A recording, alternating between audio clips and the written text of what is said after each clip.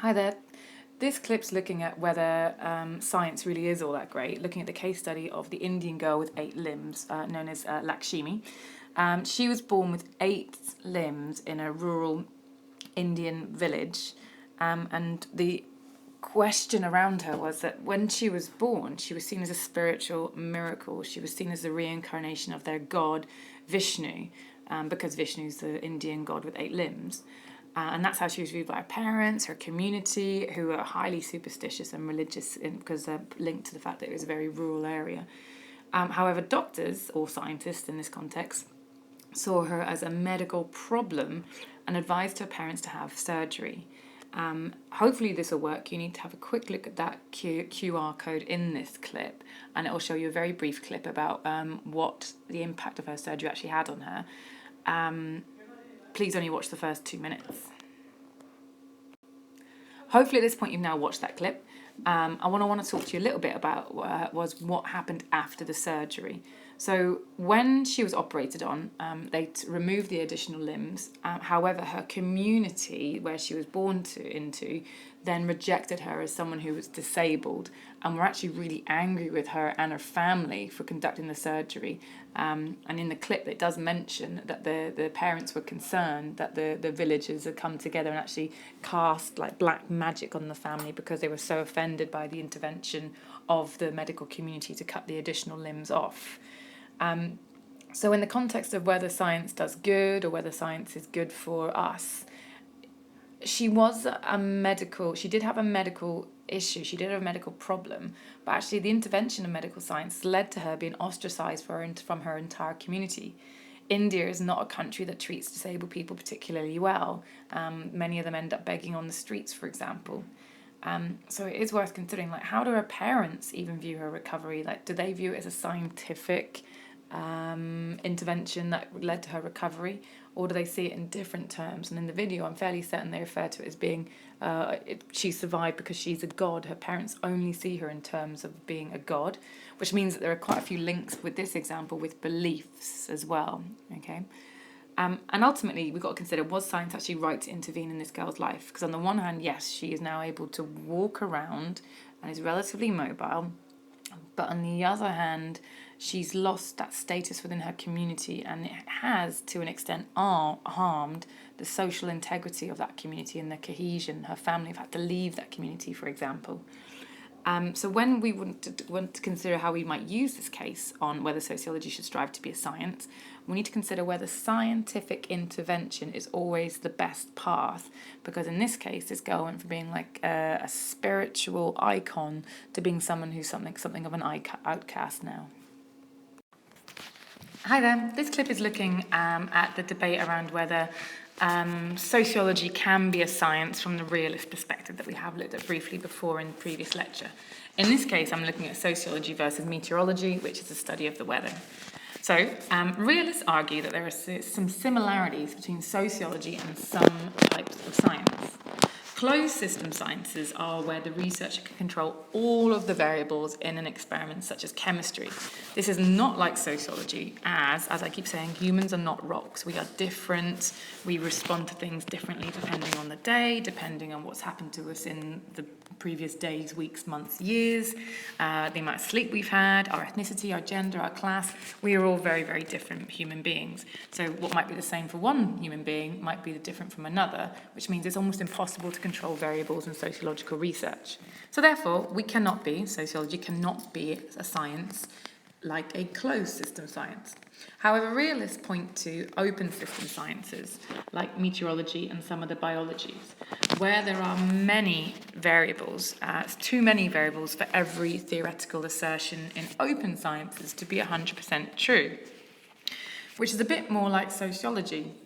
We can make predictions about patterns of human behaviour on general trends, but we can't ever say every single working class boy will fail at school, because that's not the case. What we can do is make predictions about patterns of humans' behaviour and say working class boys might be more likely to fail at school. Or the example I've said here is about patterns in crime. So if we go through an economic recession, I predict that there'll be an increase in property crime.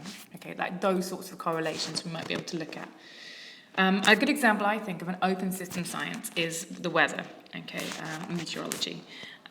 So we generally believe what the weatherman or woman tells us, even when it goes completely wrong. And some of you might be aware of the hurricane of 1987 in the UK, when unfortunately the poor weatherman Michael Fisher, who's on the picture here, he said that we wouldn't be getting a hurricane, and we did get a really bad hurricane, and 22 people actually killed across Britain and France. Despite that, we still routinely check the weather, we believe the weather, and even when they get it wrong, we still accept that the weather still has some usefulness in giving us general predictions about what the next day weather might be like. So if we can accept that of meteorology, then surely we can accept sociological predictions and therefore say that sociology is in that sense a science. We can make general predictions about patterns of human behaviour, which is what Durkheim strove to do, in which case we are useful, okay, in a scientific way. So, yeah, realists would say sociology can be a science, but only like the open system sciences, and they would generally argue that sociology should strive for the scientific methodology in order to find these big social patterns, because you need sort of representative and reliable data. Thank you. This short lecture is looking at C. Wright Mills's view of science, in particular how he looks at psychiatry as a science. So just to remind you, Mills was generally quite critical of the structural theories for ignoring the role of the individual. However, he said it's really, really important to kind of connect these individual private troubles to wider public issues, sort of in brackets, structures. So, Mills said, many great public issues, as well as many private troubles, are described in terms of the psychiatric, often in an attempt to avoid the larger issues and problems of modern society and to push drugs manufactured by the pharmaceutical companies. It also arbitrarily removes individual life from the larger institutions within which life is enacted, and which many times bear with greater pressure upon the individual than the personal environments. Effectively, what Mills is arguing here is that psychiatry, and psychology to an extent as well, when people get mentally ill, or psychiatrists will call them mentally ill, or label them mentally ill, many of the causes are big structures like capitalism, work pressures, family. These are big structures that can be causing these individual problems. However, psychiatry labels these problems as individual disorders. And so people take drugs, people go to the doctor and get individual prescriptions. And what that essentially does is treat the symptom of structural inequality, but doesn't actually help with the cause, where the structures are actually causing these psychiatric problems. So, for example, of private troubles that can be seen as individual problems that are medicated but are probably connected to wider structural causes. People might go to the doctors because of stress, okay? So they might be given loads of drugs to deal with stress, when actually that stress has been caused by the wider structure of work. People might go to the doctors because they feel high levels of anxiety, and that, according to Mills, could be linked to huge levels of social pressure to look a particular way for men and women. Insomnia is an individual problem people can get sleeping pills from, when actually that insomnia might be caused by the structure of poverty and inequality and lack of money, particularly around events like Christmas. And to an extent, cancer is very much seen as an individual problem, not a psychological problem, but definitely it is a disease that individuals suffer and individuals get treatment. But we know there's plenty of research out there to say that actually cancer is caused by larger structural causes like industrial pollution, for example.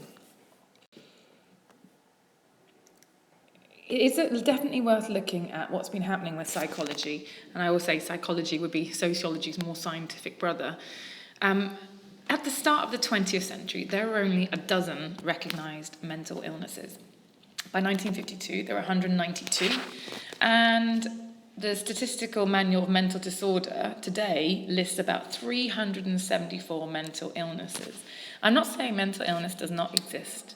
However, it does seem to suggest that psychological science today is possibly being used by some of the more powerful, influential groups in our society to define many of these problems as individual problems.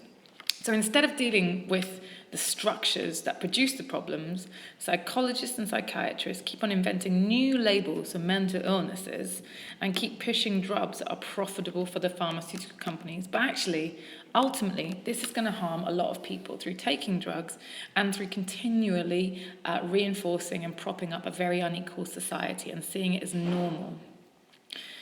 As I said before, the drugs treat the symptom, not the cause.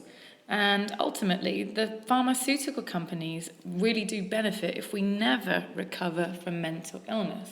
We have to keep on buying the drugs over and over and over again, rather than recover from the stress and the strain of work by making the workplace a more relaxed environment where perhaps we have far more to do with running our workday lives rather than having it imposed upon us from above, which is similar to the concept of alienation. So when we think about whether sociology should be a science, we've got to think about, actually, is science that good for society? And here, C. Wright Mills is arguing that psychiatry has actually been actively engaged in sort of challenging the workers' rights to maybe say, hey, my work is making me mentally ill, it's making me stressed, it's effectively killing me, and putting it back on the individual. So again, science isn't always that good for us, according to C. Wright Mills. Thank you. Hi there. This clip is looking at whether sociology can be a science or should want to be. And in this one, we're looking at whether science really is all that true and objective.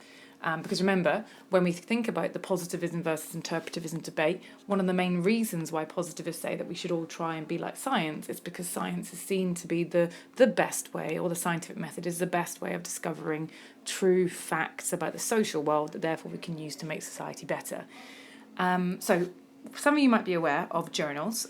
When you see an article published in what's called a peer-reviewed journal, it means that other scientists have reviewed the findings and tested the findings, and then that's how it's become published in a journal. There are journals for all kinds of subjects, but in this case we are looking at the scientific journal community. And there's a couple of examples of journals on the left there. So, what rigorous processes do you expect to have happened before the findings are published? And I want you to think about Popper. Remember Popper? What did he say happens to science in order to make it true, or we can consider it as true, while we're able to falsify the research? So essentially, we're assuming that these journal articles have gone through a process of falsification. People have tried to prove them false and haven't been able to, so at the moment we can consider them true until maybe in the future they are possibly found to be false. You haven't got time right now to have a look at it, but I would suggest Googling Guardian journal removal and mailing list in order to find this article, because it's really interesting. So we assume that peer review is actually taking place. However, this is an example of an article that was published in a peer-reviewed journal. An American computer scientist responded to a request for a journal article. I was getting quite frustrated by these constant emails, obviously, about asking him to publish an article. And he responded with the article, which you can see right in front of you, which is to get me off your so-and-so mailing list. And as you can see, he repeatedly wrote that line over and over again for the entirety of the article. He even drew a helpful little diagram to demonstrate how he wanted to get off the mailing list. However, this was then published by this peer review journal, which suggests that actually these articles are not being falsified. They are not going through a rigorous testing process. And actually, scientists effectively in this community could publish whatever they wanted and no one would be double checking it to be true, which therefore means in a question about whether sociology should be a science, we need to make the argument actually science in itself isn't necessarily that valid. It's not necessarily being falsified as Popper claimed it was being. Thank you. This clip is looking at the sociology versus science debate and considering whether we can actually really trust science to be as true as science generally claims to be. Some recent research has come out through an article called Broken Science, which found that scientists can't produce some of the key landmark studies from the scientific community. And they did a couple of projects. One of them looked at cancer research, for example. They weren't able to reproduce the actual data that was found in the initial research. The key research method in science is experimental replication, what we would probably call reliability, the notion that someone can repeat the experiment and get the very similar or exactly the same results. The problem is that if scientific findings can generally be considered accurate if any researcher using the same procedure gets the same results, which in sociology, like I said, is reliability. However, this is not happening. The research done in 2012, that's kind of come to a culmination more recently, researchers replicated some research and they found only 6 out of 53 landmark published preclinical cancer studies could be replicated. It's what's known as reproducibility. So these cancer studies that we've been basing quite a lot of our treatments on, or ideas about cancer, they are actually not reproducible. Only 11% of them were reproducible. A similar bit of research was done on psychology experiments in 2015, after 5 years of trying to repeat these experiments, and 64% of these experiments could not be replicated in 2015. Why is this? Essentially, there is so much pressure within the scientific community to make the big discovery, and that can be for a variety of reasons, okay? Particularly funding. Scientific research is done on the basis of grants or funding from government to big business to entrepreneurs. And they really want to please their funders so they continue funding their research. They have job security, for example. So good results generally are played up, and those that perhaps don't fit in with their hypothesis proving or disproving are often ignored. There's also evidence that researchers in the initial bits of research has either rounded up or rounded down the figures, leading to sort of minute inaccuracies, but these kind of were cumulative inaccuracies if they were doing that for every single calculation, for example. And actually what's really an issue is there is limited funding for retesting available once a discovery is made. It's quite challenging to turn around and say, oh, I've made this big cancer breakthrough, fantastic, to then say about a year later, oh, can I have some funding to test if that study is true? That's not something that investors are willing to kind of spend a lot of money on. So there is an argument that there is a reproducibility crisis, and there's some survey results from the scientific communities who were asked, is there a reproducibility crisis? 52% say there's yes, there's a significant one. So when we think about how to use this example in the question whether sociology should be a science, it goes back to that argument that actually science itself isn't necessarily the gold standard of truth. Science itself isn't necessarily reliable, as everyone would think it is. So therefore, sociology shouldn't possibly be striving to be like science, because science itself isn't all that great. And that could be something you consider in your essay. Thank you.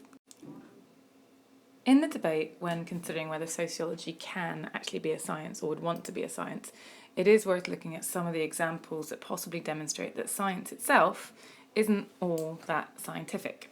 In this clip, we're going to quickly have a look at physics, and I've picked the example of black holes. Now, I don't know much about black holes, but the very basic idea is that when a star collapses, it will collapse inwards and create a black hole that will, if you like, suck in light, matter, time, all sorts of things.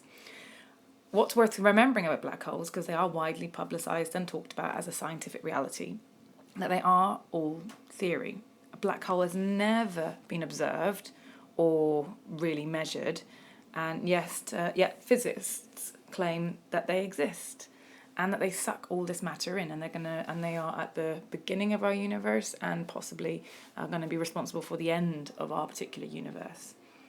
So this sort of fits into the sociology versus physics debate. One of the main criticisms of sociology not being able to be a science is that you can't observe it. and you can't be really sure that a sociological theory is true because there are so many variables to do with humans, society, etc. However, when we look at physics, only 5% of our universe is visible. And of that, sort of 33% is dark matter and 62% is dark energy, which cannot be observed except indirectly through its gravitational effect on surrounding planets and stars, for example, and through very complex mathematical calculations. Think about Stephen Hawking's. The point here is, however little sociologists might know, they still know more than 5% of society's structure. They can still measure more than 5% of what society does.